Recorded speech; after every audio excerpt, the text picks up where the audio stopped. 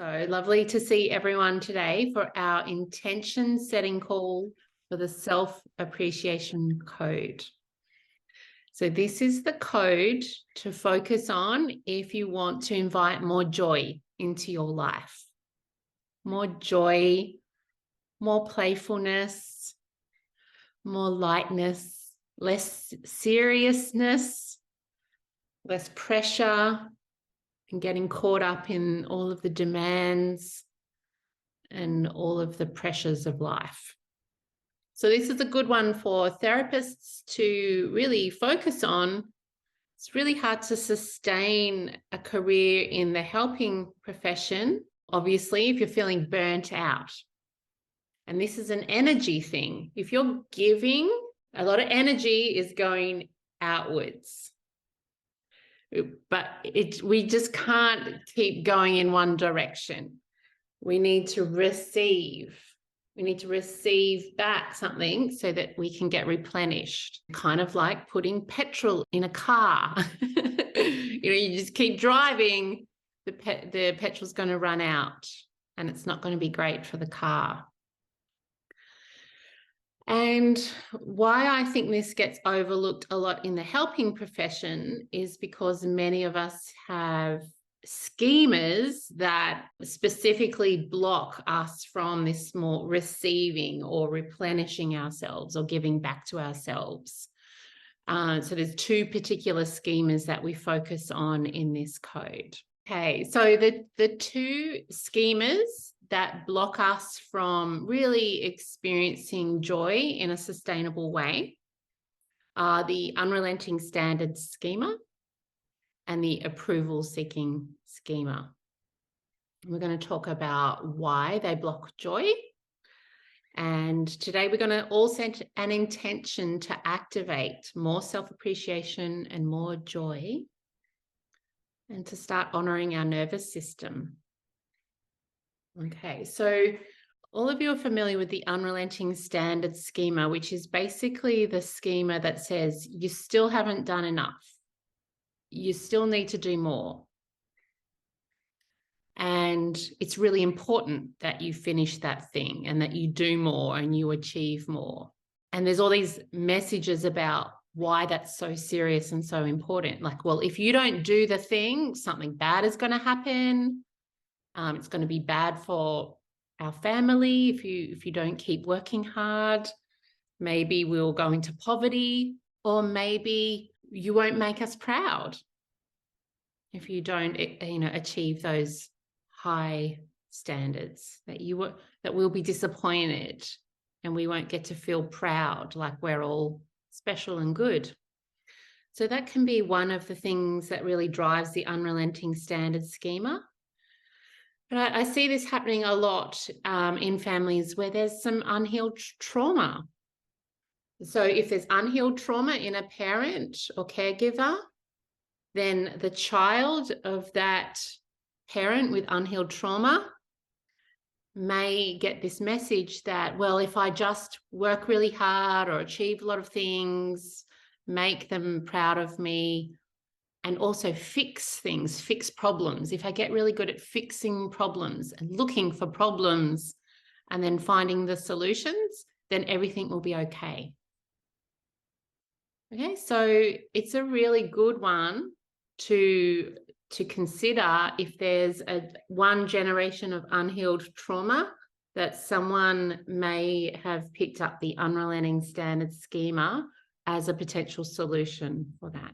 Yeah, like if I don't accomplish these things, if I don't accomplish my true purpose in life, if it's all purpose, what I'm achieving out in the world versus, well, let's just check in with our day-to-day life and our body and what's going on closer to home.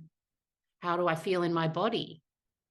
That's a much more simpler kind of thing to achieve or to work on than achieving my purpose through my whole life out in the world. So can you get a sense of one of those energies being, very much a doing energy, and the other is more just me being and just being in my body? which is really about the self-appreciation code is really about just this more cultivating this more quiet energy. Because when you cultivate this more quiet energy, you actually can pay more attention to your immediate surroundings and your five senses becomes, how you're interacting with the world, and you're getting energy through, doing something that lights you up or gives you delight or joy, which really, comes down to the five senses. It's something that smells really nice, or the feeling of sun on your skin. I was flying to Melbourne last week, and the sun was coming through the window, and it was the perfect temperature. And just for the 2 hours, I was like, that was nourishing. That was nourishing, just to feel that perfect warmth of the sun on my skin. But if we're too busy doing, because we've got unrelenting standards, we're not going to be able to take in these little moments that nourish us, give us energy. We're too in our heads all the time, think, what have I got to do for work tomorrow? What's my formulation of that client? What chapters do I need to read before I help that client? If you're constantly in your head figuring out future-based problems, it's going to be very difficult for you to be present in your body, letting the five senses give you joy and nourishment. And if you also work with high achieving people, they're probably going to come to you with this same schema, unrelenting standard schema. So it's a really good idea if you've done some work on it, because then you can share your wisdom and the pathway that you're taking yourself, as opposed to some really simplistic self-care ideas. Okay, so unrelenting standard schema is the one out of two schemas that load onto this code. And the second is the approval seeking schema. And I'll describe to you how that's also blocks us from self-appreciation and joy, is because if we're always looking to get approval from other people, then we're going to be scanning the environment, looking for feedback that I'm doing okay. Am I doing okay? Am I making you proud? Is mum and dad proud of me? Or are my peers and my colleagues, are they impressed with me, with what I've been achieving lately? Are people seeing me and noticing what I'm doing? Then our attention is still going outwards, needing that approval and recognition from the outside world, needing those likes.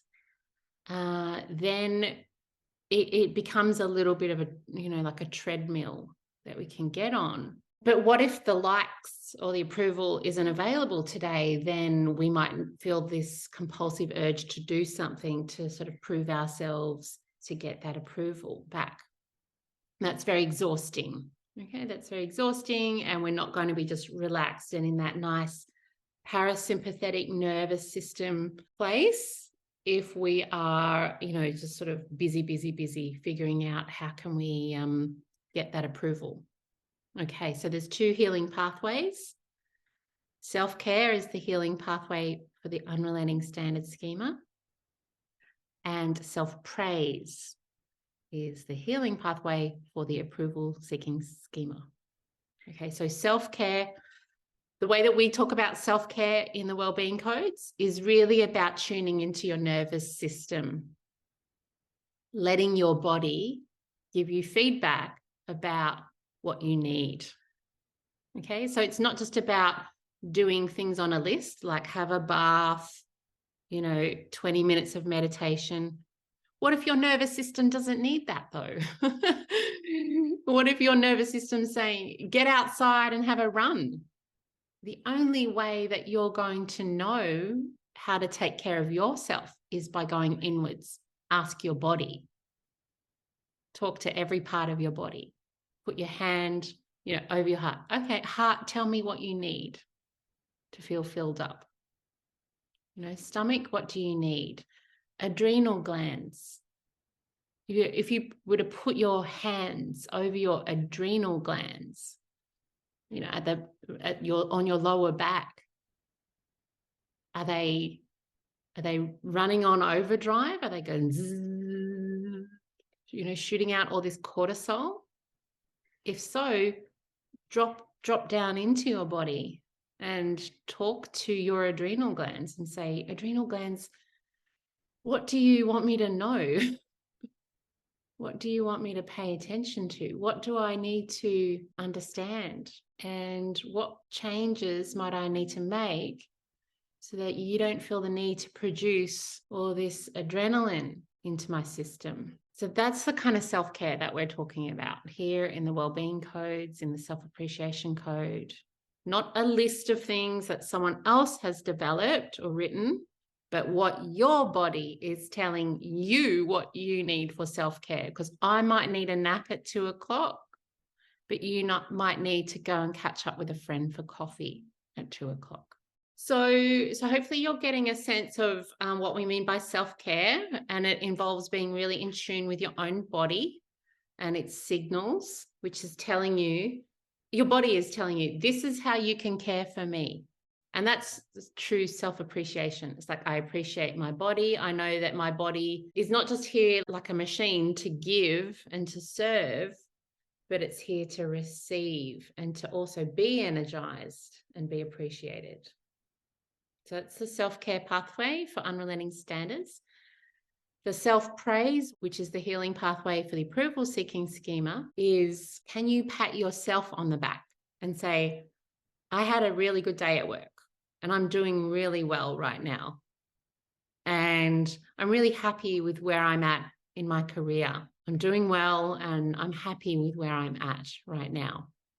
So if you can do that, you won't be looking outwards for that recognition, that approval, that feedback, that reassurance that I'm a good therapist, because you're doing that yourself. And a lot of us might have come from environments where we really sought that from the outside world. Like, I need mum and dad to be proud of me and to tell me I'm a good girl or a good boy. And that usually just happens when our grades are given out. I'm reminded what a good girl I am because, oh, we're so proud of you. You got these A's. But then we're not getting that sort of approval in between the times where they're those big achievements. We're not getting that pat on the back on a daily basis. Oh, you're doing well. We appreciate you. So you can see how we might become a bit addicted to seeking that external validation and approval from the outside world. And if that's happened, then we can sort of fail to give ourselves that praise because we think we need to do something great or amazing to give ourselves praise. We're looking at others and like, well, I haven't achieved what she's achieved. I haven't written 3 book chapters yet. So, I can't give myself that praise yet until I achieve that thing. As opposed to just, being more content with where you're at right now, knowing your own journey, not comparing yourself to others. Okay, so that's what self-praise looks like. And that's a component of self-appreciation that we would need to activate if we want to feel more joy. Because then, if we're praising ourselves at the end of the day, we can relax. We can switch off for the day. Go, I've done a good day of work, now it's me time. Now it's me time. Now it's all about me and me feeling good because I've taken care of other people through the day, pat myself on the back. Now I can genuinely relax versus, no, I haven't achieved all those things. I can't relax until I've written 3 book chapters like Sally down the hall. That's failing to give ourselves that self-praise. All right, so let's now come up with our intention for this month. Okay, so joy is the feeling that we're wanting to activate more of. The feeling that tells us that we need to work on this code is guilt. Not the kind of guilt like I've done something bad, but the guilt feeling of I haven't done enough. I feel guilty. I haven't done enough. I haven't achieved enough. I haven't worked hard enough. I haven't finished all those tasks. I feel guilty about relaxing on the couch or having a pajama day. I heard this thing last week at a conference, having a pajama day where you wear your pajamas for the whole day. Oh no, I haven't earned that yet. True self-care is adaptable and flexible depending on the circumstances rather than prescriptive shoulds. Yes, it's very moment by moment. So let's start with the first part of the intention. So it might be this more broad general statement, which is I want to invite in more joy, or I want to be more in a receiving mode. I want to start receiving or nourishing myself or giving back to myself. Any of those words would be fine. But do you get the idea? If we're experiencing joy, it's more of a receptive state. We're not feeling stressed about the outside world and the demands. We're in a more receiving state. Like we feel safe. We're probably more in a parasympathetic nervous system response, play and safety and fun and creativity. Okay, so come up with a broad statement. I want to invite in more joy, or I want to give myself more self-appreciation.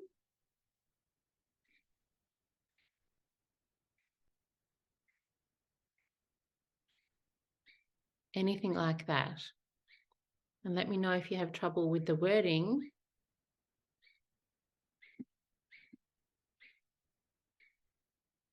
But I like that one. I want to invite in more joy. Okay, so we've all got a broad general statement. I want to invite in more joy. I want to give myself more self-appreciation. Okay. And then the second part is when we get a bit more specific, depending if you can relate to one of those two schemas or both. Then we would use the positive language. So if it's unrelenting standards, we might use self-care. So I am willing to practice more self-care, but expand on that. Don't just say I'm willing to practice more self-care. By listening to my nervous system throughout the day. So then the second part of the attention will either have something focused on self-care. So I am willing to cultivate more self-care by doing X, Y, or Z, by listening to my nervous system, allowing my body to give me feedback, paying attention to the situations where I feel stressed and rushed, and looking for solutions. I call them creative lifestyle adjustments. So for me, I learned that starting work at 11 a.m. is really good for me because I have such a busy morning routine getting my kids to school, like it's a 3-hour process, that I needed this break between 9 and 11 to not have any clients or not talk to anyone in that time so that I could return back to my body. So I call that a creative lifestyle adjustment. Like, no, I don't see anyone before 11. But for you, there'll be other solutions, other little things that you can do to tweak your lifestyle that will support your nervous system. Okay, or the second schema, if approval seeking was a relevant schema for you, you might add something like, so I am willing to give myself praise for what I've done well and not rely on others to give me that reassurance or something like that. So I'm willing to recognize my own accomplishments and achievements, no matter how small. Because it's really those small achievements that make us feel good about ourselves. Like, I feel good. I feel like I'm on track. We do need to give ourselves a more regular praise. and approval, and not feel like we're only worthy if we accomplish something really huge. You know, because like that could be like once in a blue moon or once a year you do something really great where you get all that dopamine. Oh, wow, I'm on such a high. But then you can become too reliant on those big achievements, on doing something really grand, and it can become a bit addictive. Versus, oh, I'm doing well. I'm happy with where I'm at right now in my life. I'm in no rush here. I'm not racing to the finish line. I'm satisfied. I've worked really hard. I don't need to work even harder. I can just be happy with where I'm at right now. That's self-appreciation. If you give yourself that kind of praise, you are more open to, the delights and the joys that are available on a more day-to-day basis. All right. Well, I will see you all next week, either at 12 o'clock or 5 o'clock for coaching on the self-appreciation code. But in the meantime, just focus on that intention. Just keep bringing your focus back onto what you've written there today. All right. Great work, guys. All right. See you next week.